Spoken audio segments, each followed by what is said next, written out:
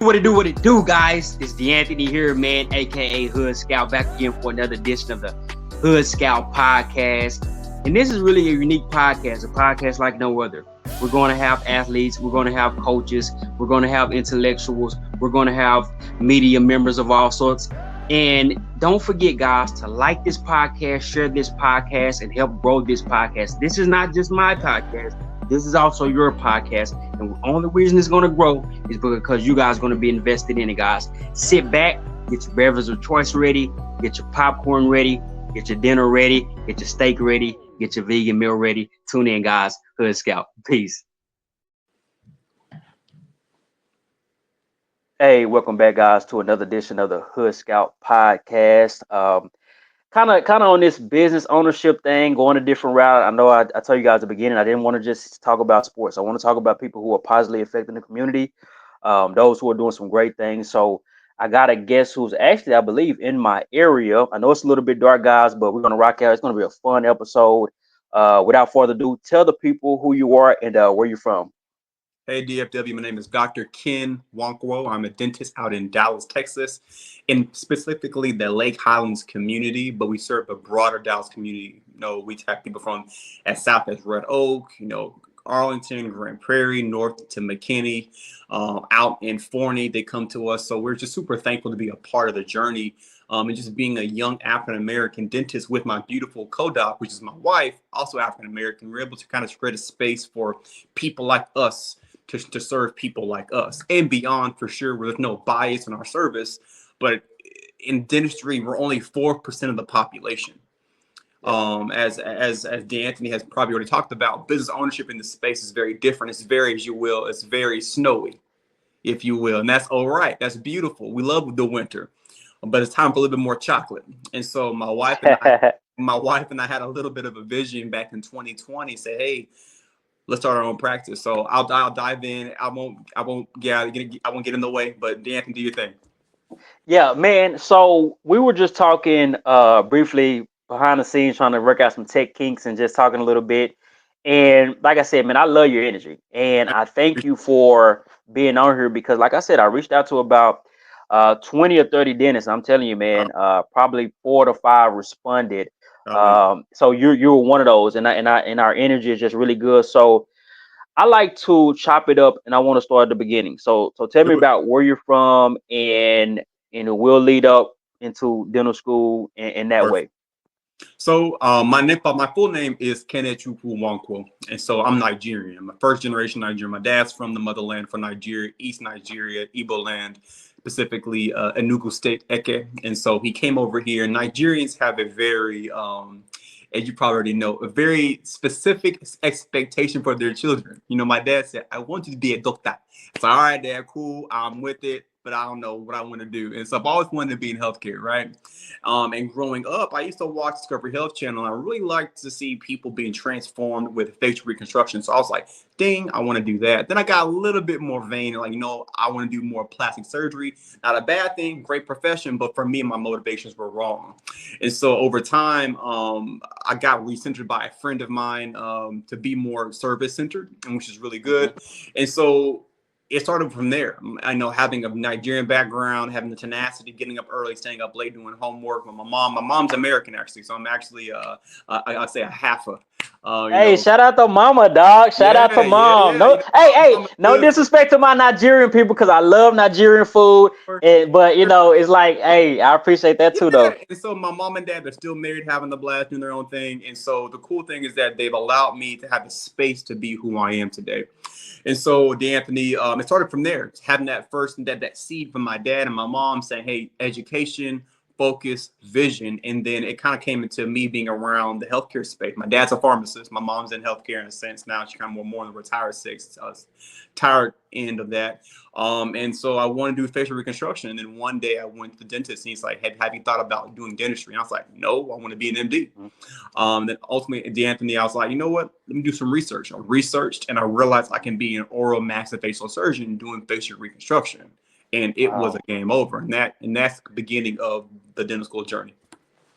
Let me ask you this, and this is I've been kind of on this crutch for a little bit. I guess because right now in my journey, I'm working around a public school. Right Even though on. I went to public, private, and charter.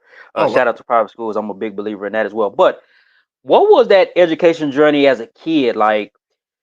Were you a bright kid? Did you go to public school? Did you go to private school? Like, what was those habits at that early age? Because I think, that's a big part of it, man. Everybody, your True. kid gets 16, 17. It's like, what are they going to do? Man, if you haven't developed some decent habits, early, it's going to be Yes. pretty hard on that back end. So talk to me a little bit about that. Great question. So I grew up Catholic. I'm not Catholic right now. I'm non-denominational, but I grew up Catholic and went to private school. And then I remember, man, I almost failed third grade. So the reality is that I remember I almost got held back. And so I was a talker. Clearly I talk a lot even right now, just yapping my mouth, chatty Kenny, if you will. But D'Anthony, what happened was it was a come to Jesus moment, if you will. No pun intended, being in Catholic school. Mhm. And Mrs. Pankowich, never forget her. She said, "You know what? I'll stay a little after school. I'll help you with your math homework." And ultimately, I got through third grade, and that led to me being more mindful. After that, we moved, and I went to public school from fourth up to 12th grade, and it was great. But that was a kind of a mental and a posture shift. So mind and head and heart shift in terms of being diligent about my grades, about school. I was a talker. I would get write-ups every day or every other day about talking. Those little sign-in sheets. My parents like, "Ken again." I was like, "Yep, it was me." And so when I went to public school, people I knew, because it was my new community, I knew that, but I knew I had to be mindful about my grades. And so my dad would honestly help me. He would stay up late or actually get up early and say, "Biggie," my nickname, "I'm going to check your homework." And we would go through the wrong answers and the why behind the what. And that continued up until sixth grade. And then beyond that, I just was on my own thing. So it was really cool, maybe fifth grade. And so it was really cool for my dad and my mom to help me with different subjects and say, "Hey, you can do this." And Mhm. so it was really this posture of discipline and also grace. Mm. Let me ask you this. For let's say looking back, now you're accomplished and you had to go through that grueling kind of educational process to get to where you are. Right. What should the young fifth, sixth, seventh grader be focused on if they want to go in a route, let's say medicine or healthcare? Like, what's some of those core subjects that they need to be kind of, whether it's, hey, even tutoring, maybe you're struggling, but it's like if you want to go down this route, you need to be on top of the game in this area. Great question. I think it first starts with the head and heart shift, right? Think about what you want to do, your vision. Like if you want to go to medicine, awesome. You got it. You can do it. Be around people who are wanting that same thing, right? You are the culmination of the sum of the five people you hang around. Not saying you can't have people in different circles and spaces, but you have to be mindful of what energy you're putting into your story. So for me, I was around other people, people who who play ball, who play football. I played football and basketball recreationally, not necessarily on the team. But I definitely was around people who were about their business with schoolwork, which is great. So it's a balance. So first, think about who's your community, who's your circle. Choose your circle well, right? And also, in addition to that, have your vision set, right? Write it down. The reality is that a dream turns into a destination with a date. So you have to think about, hey, you know what, by this time, I want to learn this. Write it down, put it on your mirror or whatever, because reality, the most successful people write down their vision. So if you're even start this now, because I learned this when I was older in my 20s and now I'm in my 30s, start it in your teens right now, because these are habits that the people who are the most successful in our world are doing. In addition to that, like when I say be balanced in terms of fun, play and work, when you work hard. And you play mindful, because you don't want to play in a way that you're going to affect your work. For me in high school, I was one of those guys that went out to different, parties. Not that I couldn't go, just because I just had a different idea. And it's okay to go to parties. Okay, it's okay. Don't miss me on that. But don't do things that are going to compromise your ability to be your best version of yourself. That's one thing I remember one girl asked me, "Can you can't do this?" I say, "Nah, I know what I'm made to do. That ain't it."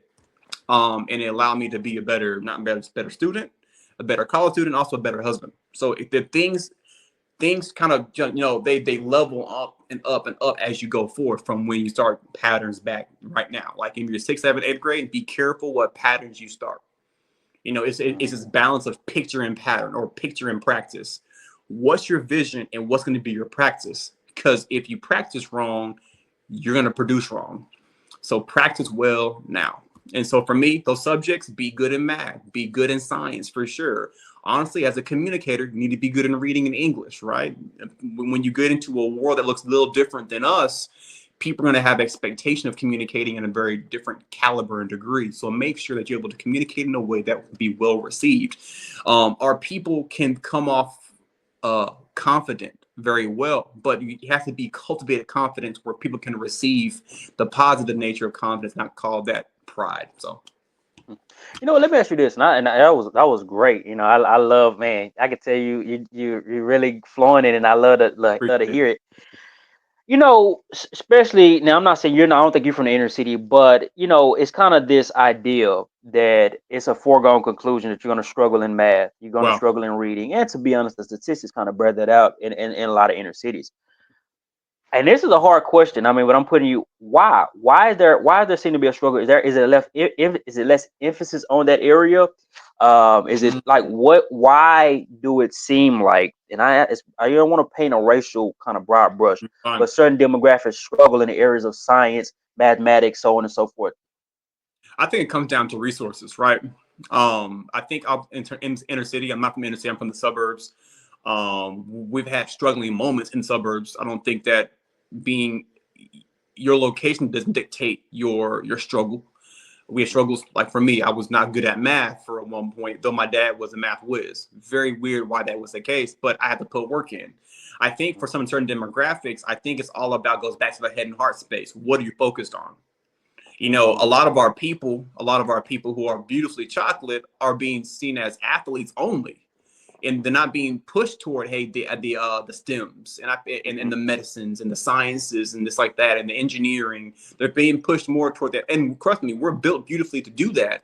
Yep. But are we resourcing our teachers, our administration, to be able to provide the necessary acumen and curriculum to allow our people to succeed? The reality is it comes down to attention, right? My mother-in-law, beautifully as she is an educator.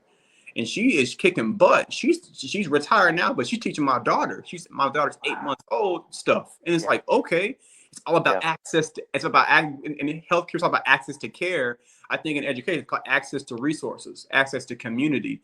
I think a lot of our brothers who are in the inner city, whether it be white, black, Hispanic, Native American, Asian, the powers that be aren't able to give resources that they need to succeed.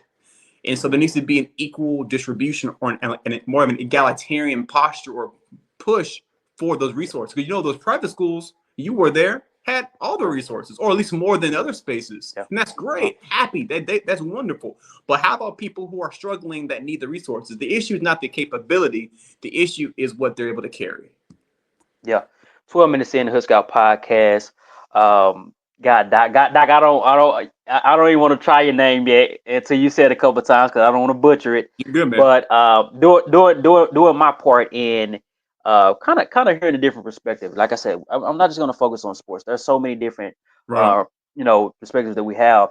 So let's lead back up to it, man. Get out of high school. Did you know, hey, man, I'm going into dental school. Talk to me a little bit about that. Let's lead up into dental school a little bit.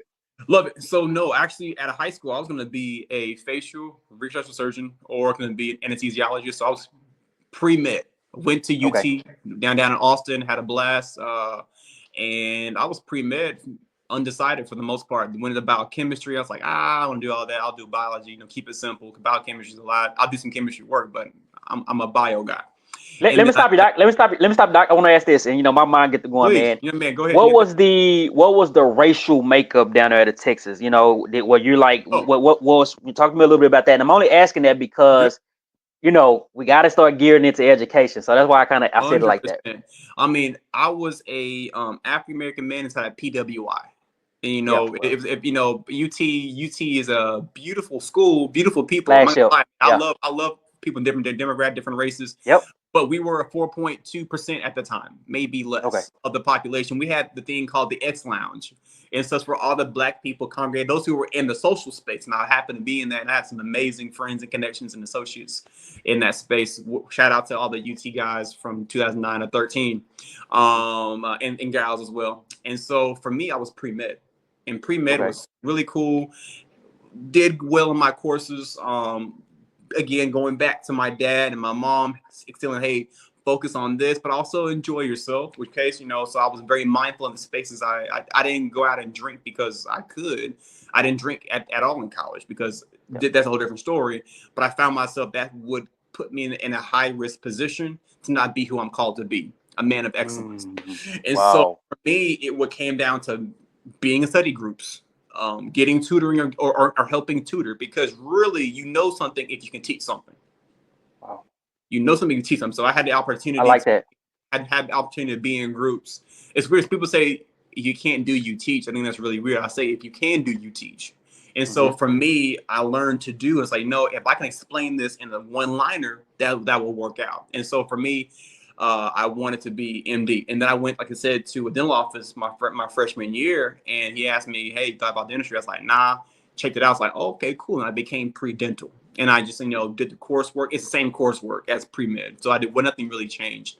And then I applied to dental school, went to a summer program at Baylor in downtown Dallas, and I did well in my entrance exam.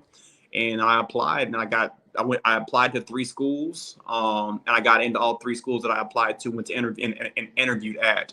I actually got an interview at UOP, which is a great school, 3-year program out in California, but I actually just couldn't make it out there for the interview, unfortunately, due to other things happening in my story. So I went to the Texas schools, and I had the honor of being accepted to all 3, and I chose Baylor in downtown Dallas. What were the 3 that you were thinking about going to? The other 2? No, yeah, and so UOP in Cali, because it was a 3-year school, expensive, Cali, amen, but 3-year school. I got a chance to be, got an interview acceptance. I didn't go because actually it was a car incident that happened to me, so I couldn't make it, couldn't afford to go out. And then UTESCA, so in San Antonio, and then Houston. Okay, gotcha.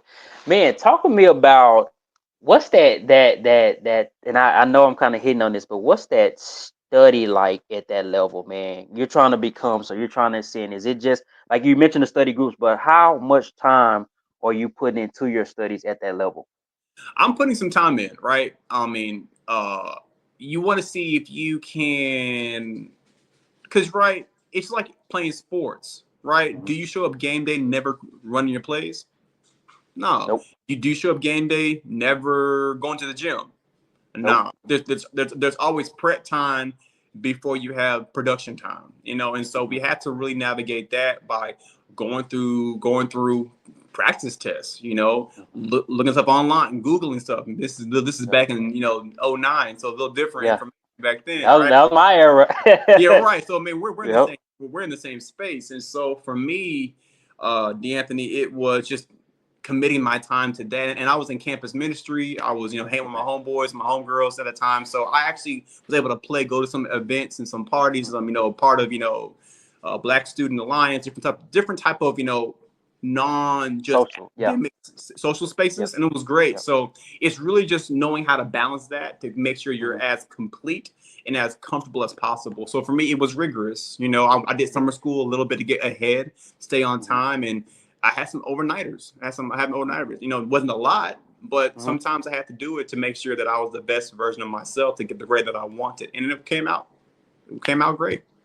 Wow, I like that. 17 minutes in, just about 18 minutes in the Hood Scout podcast. So, Doc, man, you get out of school right out of bushy tail. Did you know exactly how this thing was going to go? Talk to me a little bit about that. Yeah, so I actually I'm assuming after dental school, and then so the same posture I talked about, D'Anthony, in undergrad happened in dental school as well.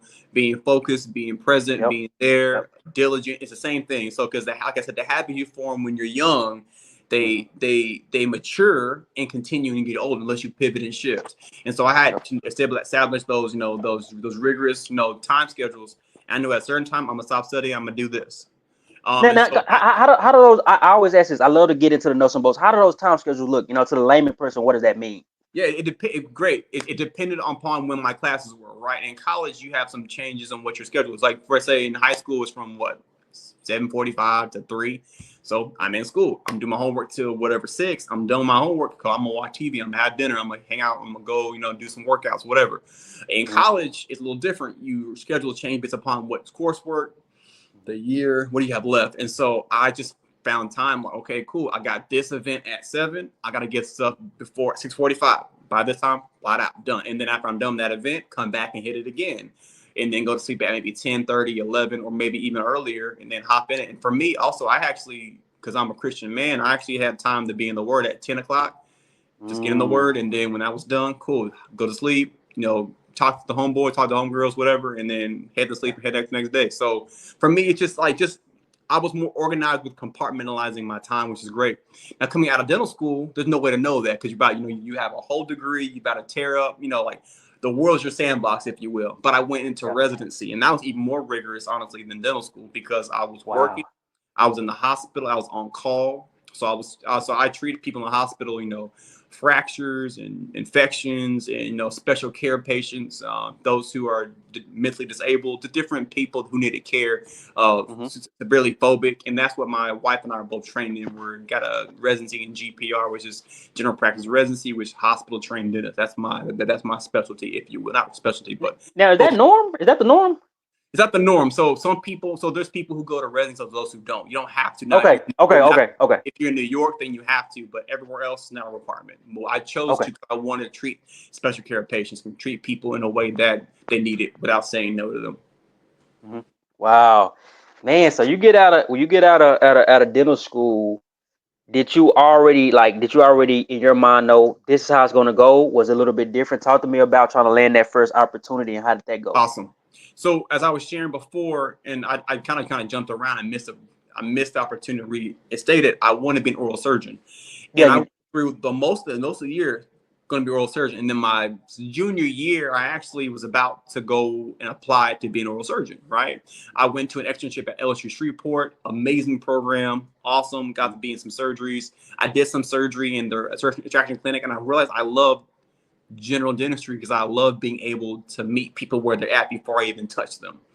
Wow. And so for me, allowing me to have these long relationships, because oral surgery is kind of a one and done thing. It's more of a trauma, emergency thing, but general dentistry allows me to see you and your wife and your kids and your grandkids and your great grandkids and your uncles and your aunts and everybody and their mama, right? I was able to really foster those relationships, and I love that, D'Anthony. So I was like, you know what? I'm gonna put down my USMLE paper booklet, study, and I'm gonna just be general. And it was the most peaceful thing ever. So I was like, let me do a general practice residency to hone my skills even more, because you learn enough in dental school, but you don't really feel as comfortable as you can. Now, my school when I was there, had some of the highest requirements in the country. So we would go to interviews and people would brag about, I've done, 5 extractions. And like me and my guys and my girls at Baylor at the time were out here doing 125. And so we came out and we're just quiet, like, okay, that's awesome, congrats. Or like, yeah, we did like 3 crowns. We're great. Like we were called to do 30. And so it's like, and we have to stay humble and stay hungry. Right. And so we sought opportunities to get more requirements done, I should say essential experiences. But coming out of residency and dental school, you don't really know what to expect with work. Yep. And as these years have gone by, I'm 7 years out. I would say the landscape, D'Anthony, has changed completely. We're seeing more what we call DSOs, more corporate dental spaces coming out. Yeah. And I'm not going to demonize that. I've worked for them. I've worked for some. Yeah.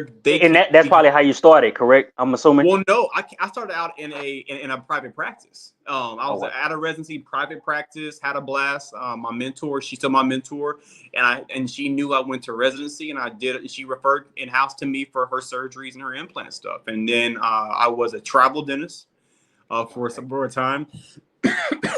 For a time, and I had the opportunity to go around the Metroplex. I still do that actually on the side as a side gig. People now know me as that, and they call me, Ken, are you still doing travel? I was like, yeah, here's my day off, here's my day here, and then they book me according to my fees.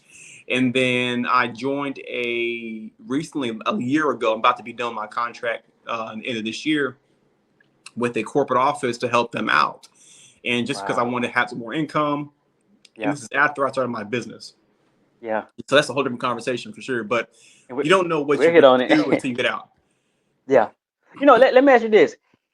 And I'm enjoying this. We're about 23 minutes in. I'm really enjoying this. I mean, I think, you're a well of a man. I mean, I think the spiritual side, you can kind of see it, that when you got that discernment, you can see a person's a really good person. I think you are. So I just thank you for the time that you put in it. I was talking to a dentist off air after I interviewed him last week, and I was asking about the financial side of it, meaning leaving school with debt. Now, Right. when you went to school, when you got out of school, did you have debt? I know it's kind of a personal question, but I'm just No, asking I for mean, I those don't who mind might hear. talking about it. How was that type of situation originally? Because that's the point nobody may talk about publicly, maybe. Understandable. Leaving dental school, I had debt. I still have debt. It's good debt because it's a debt Yeah, that you have from educational debt. It's a federal yeah, loan, which is good. And dentistry offers a lot of opportunity for you to be able to pay that back, but you have to be mindful on what you're doing. You need to live beneath your means. Whenever you're stepping into the realm, everyone wants to come out of dental school. I'm gonna buy this fancy car. I'm gonna be gal yeah, new clothes. yeah. Yes, you are a doctor. That is great, and you will one day. But there needs to be a delayed gratification piece you have to navigate. And so Mm, for me, I still have debt because I know I wanted to be a business owner. Don't pay mhm, off your debt when that can go into a business that can make you more financially stable. mhm. So for me, I did that. I did that, Okay. and it's been super great. I don't owe as much as other people do because Yeah, my school was on the more cost-effective end versus schools in the Midwest and schools out in the whole West, the actual West, like yeah. California. And bless those who Mhm. go to those schools; they're fantastic, but it is more Mhm. expensive, and so they have more of a debt burden than I do. And so for me, it's just being mindful of how my dad does investing and all that jazz. And so I'm learning how to pay it back sequentially and then just using my money to invest in other ways. Can anybody come out of dental school with no debt, or if they do, they're probably pretty wealthy? Probably, yeah. I know some people in my class that came out with no debt, and that's beautiful. Their parents helped them pay their way, and I think that's awesome. If Gotcha. you have that, I want to do that. My wife and I want to do that for our daughter. We want Yeah, to get if we have the capacity, and the ability, capability to do it. Why not? Debt, yeah, yeah, debt is good to learn, but you can learn that another way. You don't have to yeah. be drowning in debt or six figures in debt to learn how to be mindful of your money. Those are lessons you learn when you're younger, and if not, talk to mentors and talk to your community how to do that. I don't want people to get into debt to learn how to manage debt. You know, Mm, it's smart to learn from your mistakes. It's wise yeah, to learn from the mistakes of others. So I'd yeah. rather Good people stuff. be wise and just smart. Good stuff, man. I know that that day you're like, that's kind of a sludgy area, but You're good. just and that's I like how you handle. I like the answer. So let's get back to it, man. You said you started off a little bit of private practice, a little bit of corporate, and you kind of hit it on that corporate. And I was remember telling this gentleman how that's what I see now. The guy, the brother I talked to, who's out of Houston, he's cosmetic surgery, but a cosmetic dentistry surgery. I guess you kind of go Sure. together, but. We mentioned that about those companies, and you see them everywhere. They're kind of popping up, and I'll Yep. even ask them, is it, let me ask you this. Historically, like 20 or 30 years ago, was it as many at corporate type of, no? Speak a little bit about it if you know about it. Speak a Man, little bit good on that. question. Great question. Well said. Well said. No, I mean the DSO model, the corporate model has been coming up recently. Medicine has been going that way with hospitals, which is totally Yeah, fine. I get it. yeah. Is that But like corporatizing it? yeah, I mean they have to, right? Private equity is coming into the industry. I'm actually in some Facebook groups that are talking about how can we combat what has happened to medicine. Love my ND brothers and sisters, and they're great. They're getting paid what they're getting paid, but I'm wondering what happened with the old school, private practice medical offices and private equity and hospitals came in, and this was Yep. happening with dentistry, and I would say even at an even more weird degree because we're talking about they're going to schools, they're funding schools, and they're trying to get as many people as possible to come work for them with interesting pay scales. And I won't go into detail about that. Everyone's different. I just say this: it's not what it was, and we're seeing that it's going to, I guess, mature and something that we may not actually want long term. So Now, it's does definitely that mean the pay is going down? it can based upon where at, right? There could be draws, which means that if you don't make a certain amount, they'll take money from your paycheck, from your production. Ooh, Or wow. yeah, or they'll pay you on a low production and they have high volume, but the volume is not what you think it is. And Mm, so it's a gamble when you go to corporate. It's very much a gamble because right, the owner wants to make money, and I get it. yep. Hmm. Business is business, but when it comes down to the mental and the mental and the physical health of your dentist, your associate, and they're not producing what you want to, you can fire them on a heartbeat because they're not making the money that you want them to make. Secondarily to the fact that your systems aren't that great, it's kind of disconcerting. And so 100%, man, it is something that's wild to me when we're coming to think about corporate. I'm hoping that it doesn't get in the way of private practice, and it's not going to, because we get people, my wife and I get people who come from corporate coming to us. They want our office is called Confident Smile Studio, creating confident smiles, cultivating confident people. So they want a confident experience with confident care. And so for us, it has been really a game changer, because ultimately Wow.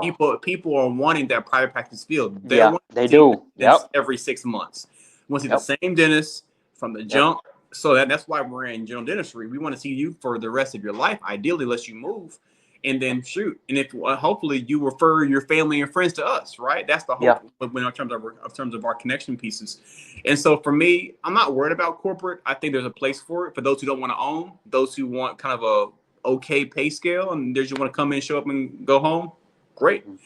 For those who want to have their own culture-based practice, that like my wife and I were practice with purpose, people-centric and purpose-centric, Yep. then there's other ways to do that. You know, let me ask you this, Doc, and I'm loving this. I'm a little bit of a nerd. I'm not into medicine, but you know, Good, man. I'm a reader, so you kind of notice different things. Let me not keep talking before I forget what I'm about to ask, because I gotta keep these questions going. But do is that little bit of how the customer feel about regular medicine when it's like I'm just a number? Yep. Is that the same type of philosophy? Yeah, I mean, you can definitely. I've worked in corporate offices where I'm in one right now where people feel seen. Right, my wife and I create a space in our practice where people feel seen, and so I think it comes down not to the corporate model per se. I know what you're getting at, and I'm gonna get to that, but it comes down to the dentist's vision for the experience. Right, we don't call them dental appointments, we call them dental experiences. Now, going back to the I guess the makeup of corporate, if it's a lot of volume, maybe you're trying to rush through procedures and rush through moments and rush through experiences that the patient's not feel seen. I have been called out because I take more time talking to the patient, which tells me that Wow. honestly I'm not supposed to be there. So that's not a Yeah. problem. They've treated me as well as they could based upon their business model. No harm, no foul. Things happen, but I know and I understand that I'm supposed to be where my wife is at our private practice, loving on people, loving on culture, and cultivating a space where people are seen, served, sat with, and ultimately offer solutions. So Mhm. 100%, there's these dental mills, you have a lot of Medicaid offices that unfortunately, because some people that are on that sphere sometimes aren't able to make it because life is hitting them. Life is hitting them, so they're not able to make it. So they actually double, triple book. And these people on this insurance are being, honestly, unfortunately, are having delayed appointments because there's 5 people that are at the same hour as them. They're waiting. Wow. So it's like, and so you're trying, oh man, I'm behind because everyone showed up. And so Yeah. it's just really bad. And that comes with dental insurance. The issue with dental insurance, it's not the people, it's the insurance that people have. That's a whole different conversation. But I'll let that be. Yes, it comes down to dental mills based upon the volume and ultimately the reimbursements, people trying to make money. Private practices can do that too. So then that's a problem. So it comes down ultimately down to the posture of the dental owner. Mm. Yeah, 32 minutes in, Dr. Ken. Doc, let's lead up to it. So you did a little private practice, did a little bit of corporate. Then when did that light bulb moment go off? Or did you already start your practice at a younger age? I don't know when you started it, but No, you're great. when did that light bulb come on of, hey, I gotta start my own practice? And how was that? Because you hear it, but I'm sure in some ways you may have some challenges. But at the You do. same time, it's like to me, I could just by our conversation, you felt called to it as well. Yeah. So speak to me about the creation of your own, what I would say, business, really. Yeah, I'll keep it short and concise. My wife and I, like I said, we've been in dental school. We down the line talked about working together, and that looks like practically that's a whole other conversation about being aligned with bandwidth and capacity. Hmm. But we knew that we wanted to create a space where people are served, not simply just walking in and out the door, but they have a relationship with us to a degree, and that they're Hmm. ultimately get the most high quality care. We are serving and sharing the highest quality of care possible to you. That's our Hmm. posture, right? And so we knew that we only can do that if we created that space, whether it be acquisition or buy. So either we build or we buy a practice. Different ways of doing that. You can Okay. build a practice like we did startup, or you can buy a practice from somebody else. I call it acquisition. What's the Um, differences? Yeah, so buying a practice is, so let's say Dr. D'Anthony, you're a doctor, you had a practice, you're tired of working, you say, I'm gonna sell my practice and my patients to Dr. Kent. Great. I'll give you an amount we decide on, and then you're retiring and I take over your practice. So now I'm the new dentist there, not the associate. So all the profit goes to the business that I now own, which is great because you have patients, but people may miss you and they may leave the practice. That's called matriculation. So that you're buying goodwill, but you may not have all the patients you thought you were going to have. So it could be a 20% matriculation. Versus us, we built a practice. So from ground up, we are from zero. We have no patients. So we had our own little thing we did from marketing at the front to get people in the door, church, community, word of mouth marketing, ground marketing. That's been helpful so far. And also paid marketing with marketing teams. But we knew we needed to create our own space. We need to own our own space. My wife had a space that she wasn't too keen on, and I got tired of traveling. Traveling is great. I like it, but I mean, I miss being in that like one spot. So now we have one spot. It is awesome. I love it. Has its challenges. It's not always easy. It's been a year, maybe 10 months. We haven't paid ourselves yet. So that's a long time now. So we're living off savings right now, and I have a side gig. So if you have a business, whether startup or acquisition, ideally more startup, keep your associate job part-time so you have some income. And this is also especially if your wife's also a dentist. So my wife's full-time at the practice and I'm at the practice part-time to make sure we're keeping the doors open all week, but also for me being an income to pay bills. So whole different conversation for sure how to navigate that. He'll talk about that another time.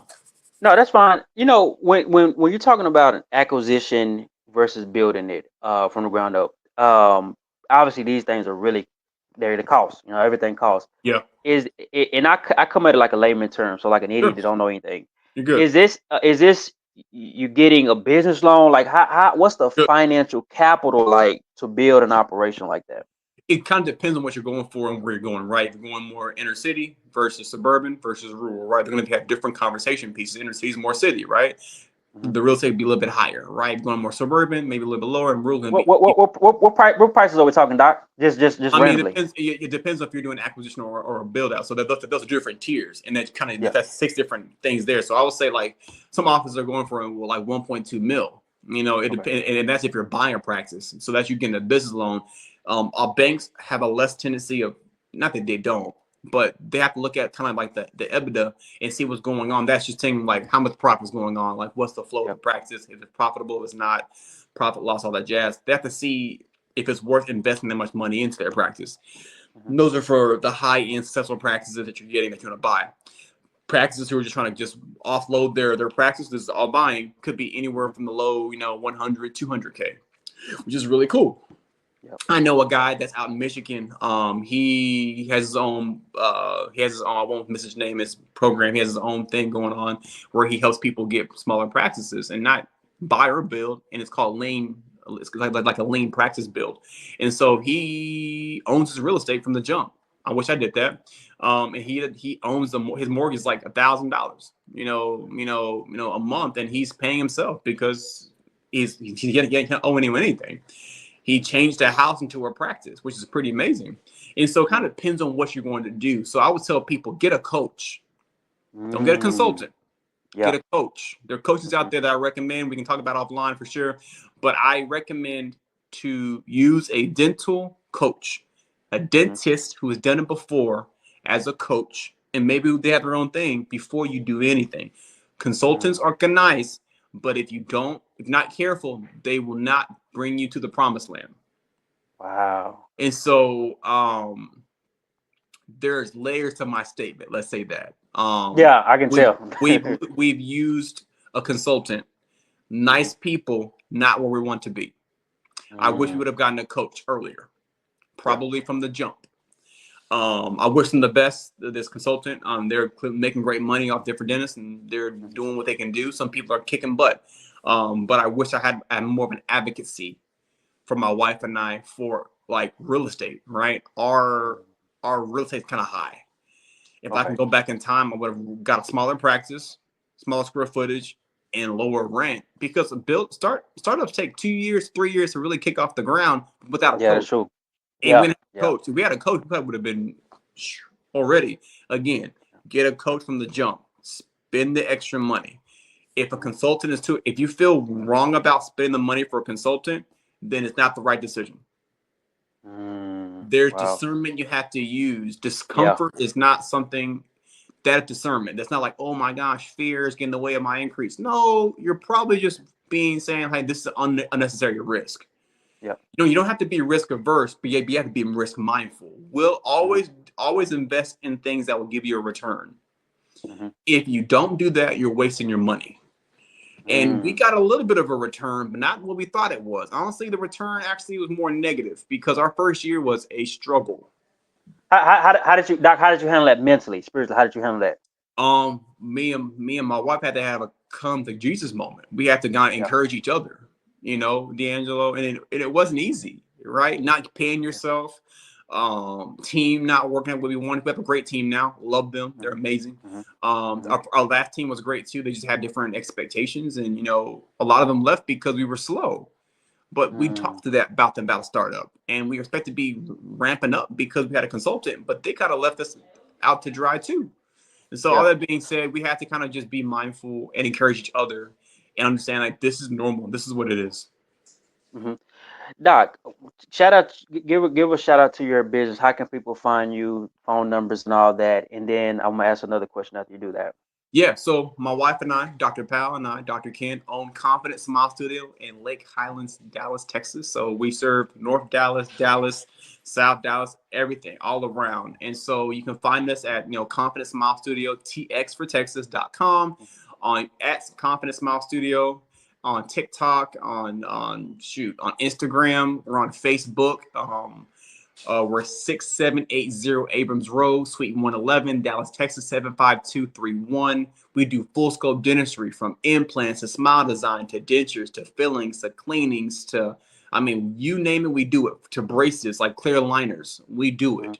Crowns, partial dentures. We serve people if you're from 0 to 199. So if you got life and breath, we'll do our very best to give you the most highest quality of care possible, meeting you where you're at. And so come down, come see us.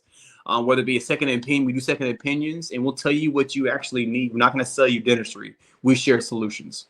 Let me ask you this while we're talking about your practice. Let me say this. What about the insurance thing? What if somebody work at the government level? Do you take their insurance? How does that work? Great. We take 109 insurances. So pretty much if you got it, we take it. We don't take Medicaid. We're not able to. That's another conversation. We're not, by contract, we can't, because another dental office close to us that we partner with takes it. So the landlord wanted to honor that practice, and I'm like, no problem. But they refer to us their surgery and their endo if they need help with that, and I do that for them. And so we do take the big insurance companies. We accept all insurances. If we need to, we'll run a pre-D for your insurance, or we'll see if they assignment of benefits, whatever that's a lot of jargon. Just know we accept all insurances, and we're in a network with 109 insurances. Good stuff. Good stuff. So when you're setting up that practice, Doc, how do like the inner workers when it comes to the payroll, the people we're hiring, like, do you go through another service to help the dentist? I mean, they help the practice function, like, because you're a dentist, but do you know the other inner workings like payroll and stuff like that as well? Good question. So I had to learn that, right? I had to learn that. And you're getting your lawyer, you're getting your accountant. We had like I said, a consultant. We had a consultant, right? They helped us with the nooks and crannies of that, which is amazing, which is great, D'Angelo. But I coach for doing the same thing, right? So you ask your mentors, hey, how do you do this? And you should take notes. So when I was an associate, when I'm traveling around, when I was, at the corporate office, I still am technically, it's a part-time gig. When I'm at the private office back in the day, I'm asking questions. How do you do this? What do you do? Right? You're paying me to be here, and I can make sure I can learn from you for free. Why not? And so, D'Angelo, I learned that over time, and then also trial and error, right? A lot of stuff right now, thankfully for business owners, there's a lot of resources to learn this payroll. Like we use Gusto for payroll. We put in hours, we put in their hourly rate. Press go. I did payroll today, so it's not hard to do. Anyone can do it. Everyone's capable, no matter what you think. Oh, I'm not tech savvy. You're savvy enough. If you're thinking about it, you can do it. If you have the ability to communicate and ask questions, you can learn it. And so if you're teachable, then you got it. And so for me, that's my posture with that. In terms of, having an HR team, we hired an HR team to help us with, getting our standard procedures and, getting our employment manual, stuff like that. So yeah, man, it takes a village to start a practice. Again, the consultant agency helped out with that for sure. So thankful to them. But I really wish I would have gotten a coach earlier for the really refining systems. Because when you have a business, you want to make sure you have systems and protocols that are going to be great. That are going to, you don't like how the Four Seasons and how they do things, they have protocol for everything. They meet their clients and customers and they have a protocol. They think about like Chick-fil-A. Yep. My You're gonna have pleasure. Yeah. Starbucks. Yep. Serve with a smile. So they have these protocols and this vision and this posture that allows them to have systems in place that makes the experience an experience, not just a moment. And so for me, it took my wife and I. We have a coach right now. We're learning so much, D'Angelo, and it's just amazing the turnaround. Yeah. And I knew a person. When I say knew of them, man, I knew him, but not knew him like that. But the wife had started a practice, and it lasted for maybe a year or two, but she works in corporate dentistry now. And I don't know what happened, but I'm sure that probably some of those challenges you speak of may have occurred, So you talked about your wife, man. Talk a little bit about your wife. How instrumental is she on your life journey? Obviously, she's your mate, but just y'all are really doing this together. I mean, you got some people who are dentists and married none-dentists, of course, but like y'all are doing this together. Speak to the team aspect of you all and how's that been working out for you? Know your vision, know your bandwidth. I use the word vision a lot because those who without vision shall perish, right? Yeah. If you don't know where you're going, then you won't get nowhere. Excuse me for the weird rhetoric. You won't get anywhere, if you will. So kind of country coming out. Sorry about that. But East Texas comes out. Yeah, you good. And so for my wife, she's my partner in practice and in life. We have conversations for sure. We have weekly meetings with our team, and we bounce off ideas about, hey, honey, what are we going to talk about this week? That's gonna be tonight after I get off this call. Talk about tomorrow's meeting. We have a meeting on Thursday. That's it. Last hour of the week is our Thursday 4 to 5 meeting. So we're gonna have a conversation about what that looks like and just being mindful, right? Casting vision and thinking about refinement of culture together. Is always easy? No, because you want to make sure that if you have disagreements, that it doesn't come out onto the team, or that you don't bring stuff from work home and home to work. Yeah. There has to be separation. So we kind of minimize talk at home about work unless we can talk about it. We have to know bandwidth and capacity. Whoever is married, whoever is wanting to do business even beyond dentistry with their spouse, pray about it together. Talk about what you want to do. Know who you want to serve, how you want to serve, where you want to serve, and then be aligned in that. Because when there's alignment with the assignment, there's going to be divine appointment, right? There has to be alignment with the assignment, because if there's not aligned with the assignment, then there's going to be issues. And so my wife and I are aligned with what we want to do and where we want to go. And she's the reason why we have a practice, right? She said, Ken, you want to do this thing? Put a date on it. And I was like, great. Q4 of 2022. We were open Q4 of 2022, November 14th. Yeah. And so someone's going to spur you onward toward the goals you want to do, because ultimately, every relationship you're in is a blessing. It's not a burden, because you learn something from them and with them. There really is, when there are those relationships, thinking about who can you do life with, and then ultimately who can you thrive with.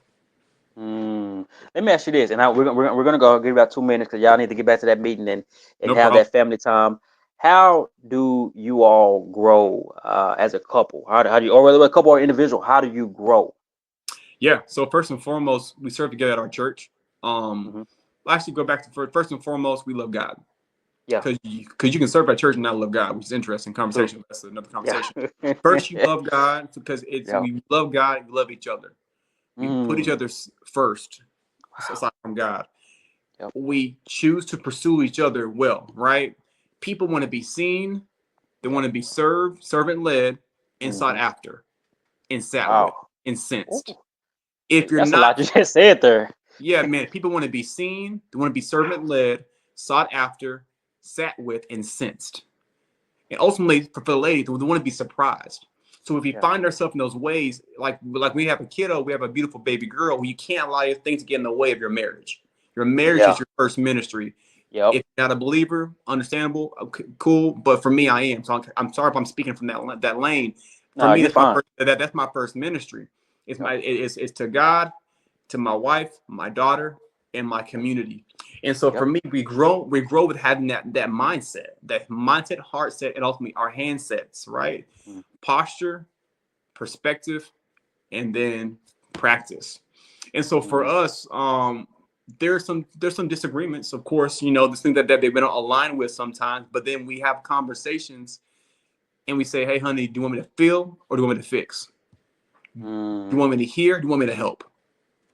And then tempering, and my wife and I, we kind of do couples, kind of not mentorship or pastoring, but we help couples that are young couples that want to say, hey, that's good. And so it hasn't been as much because of life changing with baby, but it's been really cool. And we call them stop checks.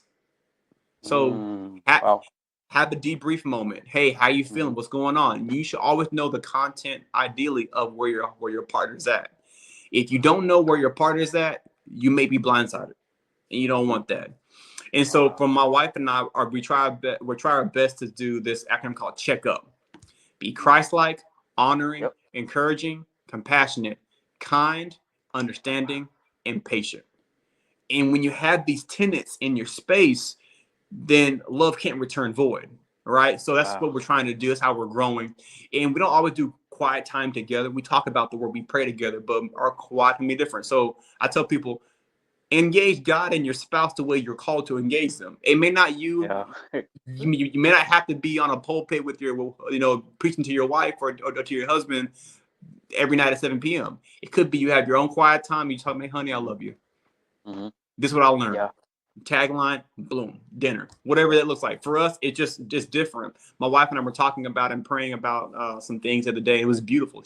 I told her how I was feeling my heart in my head, and I know I'm about to wrap this up, but she said, and I'm wrapping it up for y'all's sake, man. Y'all need to do it, but I'm loving this. Great, man. This hey, marriage ministry is in you, dog. I'm gonna tell you that straight up. I love it, man.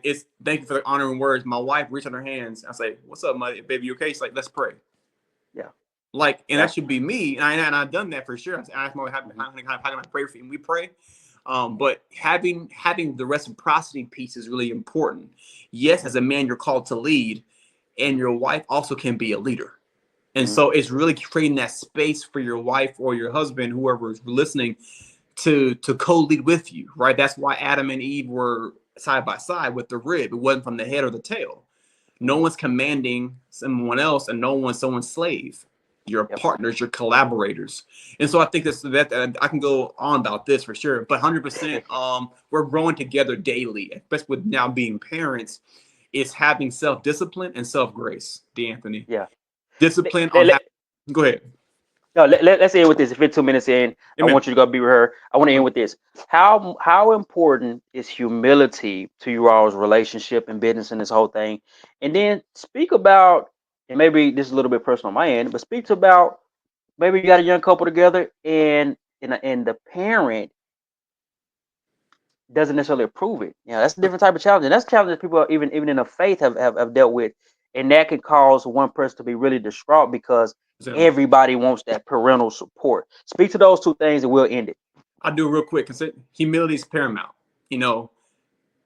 God opposes the prideful and give grace to the humble. Same thing in your relationship. You got to think about whether you want to be right or in relationship. Ultimately, if you're so prideful to the point where your wife or your husband is wrong, since you married them, you're also wrong. So it's a lose-lose. Humble yourself so that they can feel loved. Always that. Doesn't mean you can't explain your point at the right time, but humility ultimately will result in a harvest for your marriage and beyond in business, whatever you do. Humility to harvest. In regards to relationships, I'm about to be concise as possible. It's important to have parental support 100%, but also it comes down to the point of, yes, you value that support, but ultimately it's about you and your spouse. Now, I can't say that you shouldn't seek to reconcile and to restore and to renew. I'm all for that. Please do that. But Mm-hmm. ultimately, if you love this person going to spur you on forward and calling and plan an opportunity, it would be unwise not to pursue them or be pursued by them if they're going to make you a better person for God, for community, and for self. Oftentimes, we get so caught up in pleasing people, we try to please parents and try to please siblings, try to please friends, that we miss the blessing that's in front of us. Ooh. And We're gonna so, end on that. yeah. Go ahead, now go ahead. I thought you were done because No, that you're good. No, that you're was your good. That's flavor. it. I That want people to know that don't allow people to dictate your discipline and your decisions. Talk to God, pray and fast. Talk to mentors. Shoot, get an unbiased view of what you're thinking about, and then talk to your spouse. If you both are yeah. aligned with whatever the decision, you want humility and alignment. Wow, 4 minutes in, and I'm passionate about relationships as well Yeah, because I look at it from a community aspect and a kingdom aspect, and particularly in our culture, I see that that's been such under attack, and yeah, I man. see how it end up affecting the generations, and I can go on and on about that, but And that's so, I'm super passionate about that. So that you start speaking my language, when you talk that. Hey man, 54 minutes in, we'll do it again, man. Be sure honor, to give me your number. Text me and give me your number if that's we'll okay do with you. And honor. I'll post this maybe today or tomorrow, but I'll let you know, man. Hey, appreciate you for coming on. Thank you for having Appreciate the nuggets, man. And y'all keep persevering. Y'all keep persevering. me. I think um it's gonna be a just reward for your Yeah, perseverance. I really believe that. I Yep. love that. Thank you, D'Anthony, for the opportunity, and everybody else. Have a great evening. Okay. Take care. Peace. Take your peace.